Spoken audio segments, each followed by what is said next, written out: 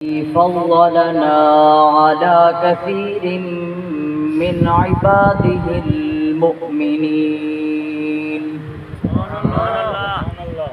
أما بعد فأعوذ بالله من الشيطان الرجيم. بسم الله الرحمن الرحيم.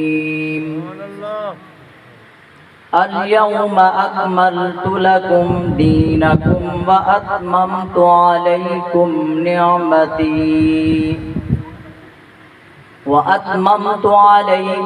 نعمتي ورضيت لكم الإسلام دينا.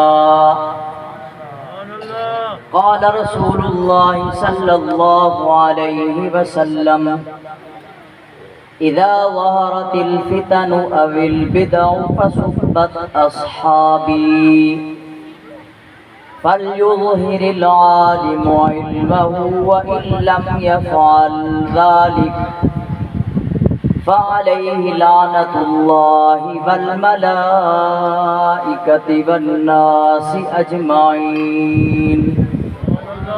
صدق الله مولانا العظيم وبلغنا رسوله النبي الكريم ونحن على ذلك لمن الشاهدين والشاكرين والحمد لله رب العالمين. آقا نہ ہوتے اجالا نہ ہوتا، آقا نہ ہوتے اجالا نہ ہوتا، یوں دنیا میں انسان کا بول بالا نہ ہوتا. دریائے نیل کو نہ ملتی روانی کہ دجلہ سے واپس پیالہ نہ ہوتا. جوتی کا عرشوں پہ جاتا نہ کھٹکا، جوتی کا عرشوں پہ جاتا نہ کھٹکا، جو ذیشان حبشے کا کالا نہ ہوتا. ظلمت نہ چھٹتی سویرا نہ ہوتا، صدیقی اگر کملی والا نہ ہوتا. انتہائی واجب الاحترام قابل صد احترام حضرات علماء اکرام، بزرگان دین، نوجوانان اہل سنت، قرب و جوار سے تشریف لائے ہوئے تمام احباب، السلام علیکم ورحمۃ اللہ وبرکاتہ. جیسا کہ آپ حضرات کو معلوم ہے کہ آج مدرسہ عربیہ حقانیہ تعلیم القرآن میں یہ خوبصورت تقریب اپنی سابقہ روایات کے مطابق انتہائی شان و شوکت سے انعقاد پذیر ہے. دعا ہے اللہ تبارک و تعالی منتظمین حضرات بھی مبارکباد کے مستحق ہیں، بالخصوص محترم جناب رب نواز صاحب اور قاری اظہر صاحب اور دیگر معاونین بھی مبارکباد کے مستحق ہیں کہ جنہوں نے دن رات کی کاوش کر کے اس پروگرام کو سر انجام دیا. وقت انتہائی مختصر ہے، میں کوشش کروں گا کہ مختصر وقت میں آپ حضرات کے سامنے سیرت خاتم المعصومین صلی اللہ تعالی علیہ وآلہ وسلم بیان کروں. میرے بعد انشاءاللہ باقی حضرات آپ سے تفصیل سے مخاطب ہوں گے. سامعین، اللہ تبارک و تعالی نے بے شمار مخلوقات میں سب سے بہتر انسان کو پیدا کیا اور سب سے بڑا کرم یہ کیا کہ انسانوں کی ہدایت کے لیے انسانوں میں سے نبی بنا کر بھیجے. اور اگر اللہ تبارک و تعالی جنوں میں سے نبی بنا کر بھیجتے تو لوگ ان کے خوف اور وحشت کی وجہ سے ان کے پاس نہ بیٹھ سکتے. اور اگر اللہ تبارک و تعالی فرشتوں میں سے نبی بنا کر بھیجتے تو لوگ کہتے یا اللہ یہ تو نورانی مخلوق ہے، انہوں نے نہ کھانا ہے نہ پینا ہے، نہ ان کی بیوی نہ بچے، نہ ان پہ کوئی تکلیف، نہ کوئی صدمہ، نہ کوئی رنج و غم، تو لہذا یہ سکھانے میں ہمارے برابر نہیں ہے. تو اللہ تبارک و تعالی نے انسانوں میں سے انسانوں کی ہدایت کے لیے نبی بنا کر بھیجے تاکہ یہ لوگ انبیاء علیہ السلام کی رسالت کا اقرار کرنے کے بعد توحید کی راہ پر چل کر جنت کے دروازوں تک پہنچ جائیں۔ اور ہر نبی نے اپنے اپنے دور میں مشکلات کے باوجود اللہ تبارک و تعالیٰ کی دی گئی ذمہ داری کو پورا کیا۔ بلکہ میں یوں کہتا ہوں کہ نبی سے بڑھ کر کوئی اپنی ذمہ داری پوری کر سکتا ہی نہیں ہے۔ آپ خود اندازہ کریں، اللہ کے پیغمبر حضرت نوح علیہ السلام کل عمر 1150 سال، 950 سال تبلیغ میں لگا دیے، نتیجہ کیا نکلا؟ 950 سال کے بعد 80 یا 82 لوگ مسلمان ہوئے، ان سے زیادہ مسلمان نہیں ہوئے، صرف 80 یا 82 لوگ ہیں۔ لیکن اللہ تبارک و تعالیٰ کا یہ پیغمبر حضرت نوح علیہ السلام ایک لمحے کے لیے بھی اپنی تبلیغ سے غافل نہیں ہیں، اور بالآخر قوم نے حضرت نوح علیہ السلام کو جھٹلا دیا۔ حضرت نوح نے اپنی قوم کے لیے جو دعا کی وہ بھی قرآن پاک میں موجود ہے۔ آپ حضرات توجہ کریں، میں قرآن پاک پڑھنے لگا ہوں۔ قرآن کہتے ہیں قال رب انی دعوت قومی لیلا ونہارا، اللہ کے پیغمبر نے اللہ سے درخواست کی، یا اللہ میں نے ان کو دن کو بھی پکارا، میں نے ان کو رات کو بھی پکارا، فلم یزدہم دعائی الا فرارا، یہ میری بات سنتے ہی نہیں، مجھے دیکھتے ہی بھاگ جاتے ہیں، جب مجھے دیکھتے ہیں اپنی کانوں میں انگلیاں ڈال لیتے ہیں، مجھے دیکھتے ہیں چہروں پہ کپڑا ڈال لیتے ہیں، مجھے دیکھتے ہیں دوڑ جاتے ہیں۔ اللہ تبارک و تعالی نے فرمایا اے نوح آپ کشتی بنائیں۔ حضرت نوح کشتی بنا رہے ہیں، جب قریب سے قوم کے سردار گزرتے، قرآن کہتا ہے وَيَصْنَعُ الْفُلْكَ وَكُلَّمَا مَرَّ عَلَيْهِ مَلَأٌ مِّن قَوْمِهِ سَخِرُوا مِنْهُ، جب قریب سے قوم کے سردار گزرتے کہتے اے نوح یہاں پینے کے لیے پانی نہیں ملتا، تو یہاں پہ کشتی بنا رہا ہے۔ حضرت نوح علیہ السلام اپنی ذمہ داری کو پورا کر رہے ہیں، قوم کے لوگ مسخرہ پن کر رہے ہیں، مذاق کر رہے ہیں، بالآخر کشتی 3 منزلہ تیار ہو گئی۔ حضرت نوح علیہ السلام کی جب کشتی تیار ہوئی، قوم نے اس کو گندآلود کر دیا۔ بالآخر اللہ تبارک و تعالی نے اسی قوم کو بیماری میں مبتلا کیا جس کی شفا اسی پیشاب میں رکھی۔ بالآخر انہوں نے پانی ڈال کے کشتی کو صاف کر دیا، کشتی صاف ہوئی۔ اللہ نے فرمایا اے نوح 80 یا 82 لوگ جو ہیں ان کو اس میں سوار کر لیں۔ وہ سوار ہوئے، چرند پرند حیوانات میں سے ایک ایک جوڑا اس میں سوار کر لیں۔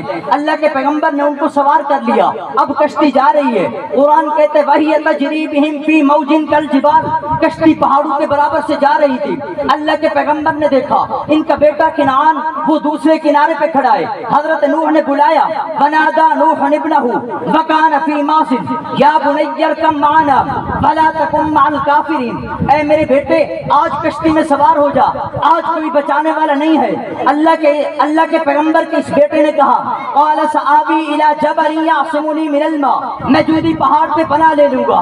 جواب میں اللہ کے اس پیغمبر نے فرمایا قال لا عاصم اليوم من امر اللہ الا من رحم، آج اللہ کے علاوہ کوئی بچانے والا نہیں ہے۔ اللہ کا یہ پیغمبر اپنے بیٹے کو بلا رہا ہے لیکن بیٹا انکار کرتا ہے۔ بالآخر کشتی جب جودی پہاڑ پہ رکی، باپ اور بیٹے کی گفتگو جاری، اسی درمیان ایک موج حائل ہوئی۔ قرآن کہتا ہے وحال بینہما الموج فکان من المغرقین، باپ اور بیٹے کی گفتگو جاری، اسی درمیان ایک موج آئی، حضرت نوح کے بیٹے کنعان کو لے ڈوبی۔ حضرت نوح کا بیٹا کنعان غرق ہو گیا۔ جب کشتی جودی پہاڑ پہ رکی، اللہ کے پیغمبر نے اپنے ہاتھوں کو اٹھا لیا ونادى نوح ربہ فقال رب ان ابنی من اہلی، یا اللہ میرا بیٹا میرے اہل بیت میں ہے۔ اللہ نے فرمایا اے نوح ایسی بات نہ کرو، یہ آپ کے اہل بیت میں نہیں ہے۔ اللہ کے پیغمبر نے فرمایا یا اللہ میری 950 سالہ تبلیغ لے لے لیکن میرے بیٹے کو بچا لے۔ اللہ کے اس پیغمبر کی دعا کے بدلے میں اللہ نے فرمایا اے نوح نہیں، تیرا بیٹا تیرے اہل بیت میں نہیں ہے۔ وجہ کیا؟ اس کا کردار اچھا نہیں ہے، اس کے اعمال اچھے نہیں ہیں، اس کا پروپیگنڈا غلط ہے، اس کی سوچ غلط ہے۔ میں نے کہا ایک بات سمجھ میں آ گئی، اگر مقام صحابیت حاصل ہو جائے تو مقام اہل بیت بھی حاصل ہو جاتا ہے۔ حضرت نوح کے بعد اور پیغمبر بھی دنیا میں تشریف لائے، انہوں نے آ کے لوگوں کو بار بار سمجھایا، مثالوں سے سمجھایا کہ بھئی دیکھیں قل ہاتوا برہانکم ان کنتم صادقین، اگر تمہارے پاس کوئی دلیل ہے، کوئی سند ہے کہ جس راستے پہ تم چل رہے ہو وہ ٹھیک ہے تو تمہیں کوئی دلیل لانی چاہیے۔ اگر فصلیں اور بارش مانگنے میں اللہ کے علاوہ کسی اور سے تم سچے ہو تو تمہیں کوئی دلیل لانی چاہیے، کوئی سند لانی چاہیے۔ بیٹے اور بیٹیاں اللہ کے علاوہ کسی اور سے مانگنے میں اگر تم سچے ہو تمہیں کوئی دلیل لانی چاہیے۔ یہ کوئی دلیل نہیں ہوتی۔ بندہ کہے جناب میرے نانی نانا ایسے کرتے تھے، میں بھی ایسے ہی کرتا ہوں، میرے باپ دادا ایسے کرتے تھے، میں بھی ایسے ہی کرتا ہوں، یہ کوئی دلیل نہیں ہوتی۔ آپ قرآن مجید پڑھتے چلے جائیں، قرآن کے اکثر اور بیشتر مضامین آپ کو توحید کی طرف لے جانے والے ملیں گے۔ آپ پڑھتے پڑھتے جب سورۃ انعام میں پہنچیں گے حضرت ابراہیم علیہ السلام کے ان حالات کو بھی آپ دیکھنا۔ حضرت ابراہیم علیہ السلام اپنی قوم کے پاس پہنچے، اپنی قوم کے لوگوں کے پاس پہنچے جو چاند کی عبادت کرتے تھے، ستاروں کی عبادت کرتے تھے، سورج کی عبادت کرتے تھے۔ ان سے کہا بھی دیکھیں چاند کی عبادت کرتے ہو رات کو نظر آتا ہے، دن کو غائب ہو جاتا ہے، ستاروں کی عبادت کرتے ہو دن کو رات کو نظر آتے ہیں، دن کو غائب ہو جاتے ہیں۔ فلما رأى الشمس بازغة قال هذا ربی، تمہارا بڑا خدا سورج ہے، اس کی عبادت دن کو کرتے ہو رات کو وہ بھی غائب ہو جاتا ہے، لہذا سارے کے سارے غائب ہو گئے۔ عقل کو ہاتھ مارو، ہوش کے ناخن لو۔ یہ چاند سورج ستارے رب نہیں ہوتے، ان کو بنانے والا رب ہوتا ہے۔ اللہ کے پیغمبر ان کو سمجھا رہے ہیں، لیکن قوم نے کہا اے ابراہیم تم نئی بات کر رہے ہو، تم نیا پروپیگنڈا لے کے آ گئے ہو، نیا بیج تم بو رہے ہو۔ بالآخر اللہ کے پیغمبر کو موقع ملا، قوم چلی گئی میلے پہ۔ حضرت ابراہیم علیہ السلام نے کلہاڑا اٹھایا، چھوٹے چھوٹے جتنے بھی بت رکھے ہوئے تھے تمام کو توڑ دیا، کسی کے ناک توڑ دیے، کسی کے کان توڑ دیے، کسی کی گردن توڑ دی، کسی کے پاؤں توڑ دیے، بڑے بت کے کندھے پہ کلہاڑے کو رکھ دیا۔ جب قوم واپس آئی انہوں نے کہا ابراہیم یہ کس نے کیا؟ حضرت ابراہیم علیہ السلام نے فرمایا ممکن ہے، ہو سکتا ہے کہ اس بڑے نے چھوٹوں کو برداشت نہ کیا ہو سکتا ہے، ممکن ہے اس بڑے نے یہ چاہا ہو چھوٹوں کے تمام اختیارات میرے پاس آ جائیں، اس وجہ سے اس نے تمام کو ختم کر دیا۔ حضرت ابراہیم کی اس بات سے ان کو تسلی نہیں ہوئی، انہوں نے کہا ابراہیم صحیح بات بتاؤ۔ حضرت ابراہیم علیہ السلام نے فرمایا مجھے چھوڑیں، آپ ان سے پوچھیں جن کے کان ٹوٹے، جن کی ناک ٹوٹی، جن کی گردن ٹوٹی، جن کے بازو ٹوٹے، جن کے پاؤں ٹوٹے، آپ ان سے پوچھیں۔ جواب میں اللہ کے پیغمبر ان سے کہہ رہے ہیں آپ ان سے پوچھیں، لیکن ان کو بھی پتا ہے یہ بول نہیں سکتے۔ حضرت ابراہیم علیہ السلام کو بھی پتا ہے یہ بول نہیں سکتے۔ بالآخر قوم نے شرمندہ ہو کے آنکھیں نیچے کر لی، انہوں نے کہا ابراہیم یہ بات ہماری سمجھ میں آنے والی نہیں ہے، نئی بات تو تم نے کی ہے۔ انہوں نے کہا اپنے خداؤں کی مدد کرو، اپنے معبودوں کی مدد کرو، ابراہیم کو اٹھاؤ آگ میں جلا دو۔ اللہ کے اس پیغمبر کو آگ میں ڈال دیا گیا۔ قرآن کیا کہتا ہے قلنا یا نار کونی بردا وسلاما علی ابراہیم، آیا تو ٹھنڈی اور سلامتی والی بن جا، اتنی ٹھنڈی نہ بننا کہ ابراہیم کو سردی لگے، اتنی گرم بھی نہ ہونا ابراہیم کو گرمی لگے۔ اللہ کے یہ پیغمبر بالآخر آگ سے نکلے، رب کی محبت میں وطن کو چھوڑ دیا، رب کی محبت میں علاقے کو چھوڑ دیا، رب کی محبت میں قوم کو چھوڑ دیا، رب کی محبت میں کنبے کو چھوڑ دیا، رب کی محبت میں قبیلے کو چھوڑ دیا، رب کی محبت میں باپ کو چھوڑ دیا۔ بالآخر رب کی محبت میں عراق میں رہنے والے ابراہیم شام میں پہنچے، اور جب شام میں پہنچے جب جا رہے تھے اپنے باپ سے کہہ رہے تھے ابا مجھے اس ملک سے نکال رہے ہو، قال سلام علیک ساستغفر لک ربی انہ کان بی حفیا، آپ چاہے مجھے نکال دیں، جب تک میری جان میں جان ہے، جب تک جسم میں جان باقی ہے تب تک آپ کے لیے بخشش کی دعا کرتا رہوں۔ اور بالآخر اللہ کے یہ پیغمبر حضرت ابراہیم اپنے آبائی علاقے عراق کو چھوڑ کر ملک شام میں پہنچے، اور جب ملک شام میں پہنچے یہاں سے اللہ تبارک و تعالی نے ایک اولاد کا سلسلہ شروع کیا۔ یہاں ایک بیوی ساتھ ہے، نام ہے حضرت سارہ، ایک بیٹا پیدا ہوا نام ہے حضرت اسحاق۔ ذخیرۃ الجنان میں مولانا سرفراز خان صفدر صاحب نے لکھا حضرت یعقوب علیہ السلام کے اولاد سے 4000 پیغمبر ملک شام میں آئے۔ یہ شام کی زمین انبیاء کی سرزمین ہے، اور دوسری طرف دوسری بیوی حضرت ہاجرہ اور دوسرے بیٹے حضرت اسماعیل کو مکے میں ٹھہرنے کا حکم دیا، وہ مکے میں ٹھہر گئے۔ حضرت اسماعیل اور میرے نبی کے درمیان 2000 سال کا فاصلہ. ان 2000 سالوں میں درمیان میں کوئی دین کی بات کرنے والا نہیں ہے. ان 2000 سالوں کے درمیان میں لوگ آسمانی کتابوں کے علم سے ناواقف ہو چکے ہیں. لوگ مرنے کے بعد دوبارہ زندہ اٹھنے کو تیار ہی نہیں ہے. لوگ قبر میں حساب و کتاب کو مانتے ہی نہیں. اگر ملک شام میں دیکھیں, حضرت اسحاق پیغمبر ہیں, وہاں کے لوگ اتنا ضرور کرتے ہیں, آسمانی کتابوں پر ایمان لاتے ہیں, ان کو ضرورت کے مطابق استعمال کرتے ہیں. لیکن اگر دوسری طرف چلے جائیں, مکہ کے لوگوں کی حالت دیکھیں, مرنے کے بعد دوبارہ جی اٹھنے کو تیار ہی نہیں ہے. مرنے کے بعد قبر میں حساب و کتاب کو مانتے ہی نہیں ہیں. حتیٰ کہ ان کی حالت یہ ہے, اگر ان کے باپ فوت ہو جاتا, اپنی ماں سے نکاح کر لیا جاتا, ان کا باپ فوت ہو جاتا, اپنی ماں کو بھی جائیداد میں تقسیم کر لیتے. بیٹی کے لیے کوئی قاعدہ قانون نہیں تھا. اگر عورت کے مخصوص ایام آ جاتے, ان کو جنگلوں میں پھینک دیا جاتا, گھر میں رکھتے, کمروں میں بند کر کے رکھتے, کتے کی طرح ان کے سامنے روٹی پھینکی جاتی تھی.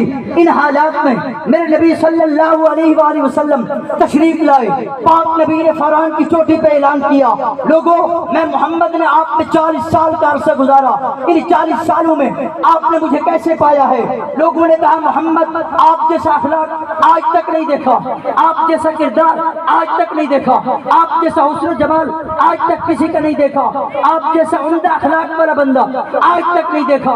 میرے نبی نے فرمایا, قولوا لا الہ الا اللہ تفلحون. میں ایک اللہ کی طرف بلاتا ہوں, لوگوں کلمہ پڑھ لو, کامیاب ہو جاؤ گے. اللہ کے پیغمبر ان کو توحید کی طرف بلا رہے ہیں, لیکن میرے نبی کی بات ماننے کے لیے کوئی تیار ہی نہیں ہے. پاک پیغمبر اپنی تبلیغ کو بڑھا رہے ہیں. بالآخر وہ وقت بھی آیا, پاک نبی مکہ کی وادی میں تبلیغ پہنچا رہے ہیں. وہاں پہ چند باش میرے نبی کے سامنے آئے, انہوں نے کہا, محمد تو کہتا ہے تیرے سر پہ اللہ نے نبوت کا تاج رکھ دیا, تو آخری نبی ہے, تیرے بعد نبوت کا سلسلہ ختم ہو چکا. میرے نبی نے فرمایا, ہاں میں آخری نبی ہوں, میرے بعد کوئی نبی نہیں آنے والا. ان میں سے پہلے بدبخت نے میرے نبی کے چہرے انور پہ تھوک دیا. دوسرے نے اس حرکت کے اس دوسرے کی حرکت کو دیکھ کر میرے نبی کے چہرے انور پہ تھوک دیا. تیسرے نے اس کی تجارت کو دیکھ کر میرے نبی کے چہرے انور پہ تھوک دیا. ان تینوں نے پاک پیغمبر کے چہرے پہ تھوک دیا. چوتھے نے زمین سے مٹی اٹھا کے پاک پیغمبر کے چہرے انور پہ دے ماری. اسی اسنا میں پاک پیغمبر کی بڑی بیٹی جناب زینب رضی اللہ تعالیٰ عنہ آگے بڑھتی ہے. آگے بڑھ کر اپنے دوپٹہ پھاڑ کر اپنے بابا کے چہرے انور کو صاف کر کے کہتی ہے, ابا ان لوگوں نے آپ کو یہ حال اس وجہ سے کر دیا, آپ ان کو ایک اللہ کی طرف بلاتے ہیں, آپ ان کو دین اسلام کی طرف بلاتے ہیں, آپ ان کو توحید کی طرف بلاتے ہیں, آپ ان کو اپنی رسالت کے اقرار کرنے کا کہتے ہیں. میرے نبی نے فرمایا, بیٹی گھبرانے والی بات کوئی نہیں ہے. یہ مکہ کے سارے کافر مشرق سے لے کر مغرب تک, شمال سے جنوب تک, سارے کے سارے مل کر بھی مجھ محمد کے مقابلے میں آ جائیں, مجھ محمد کو روک نہیں سکتے. مجھ محمد کا دین پوری دنیا میں پھیل کر رہے گا. تو پھر میں کیوں نہ کہوں, وہی یونان کہلاتا تھا جو تہذیب کی دنیا, وہی روئے زمین پہ آج تھا تقریب کی دنیا. یہ تحقیق و تجسس کا جہاں تھا آج ویرانہ, فلاطون کے گھر سقراط کی دانش تھی افسانہ. غرض دنیا میں چاروں سمت اندھیرا ہی اندھیرا تھا, نشان نور گم تھا اور ظلمت کا بسیرا تھا. کہ دنیا کے افق پر دفاتن سلاب نور آیا, چاند کفر باطل میں صداقت کا ظہور آیا. حقیقت کی خبر دینے بشیر آیا, نذیر آیا, شہنشاہی نے جس کے پاؤں چومے وہ فقیر آیا. مبارک ہو زمانے کو کہ ختم المرسلین آیا, صاحب رحم بن کر رحمت للعالمین. یہ حالات ہیں مکہ کے.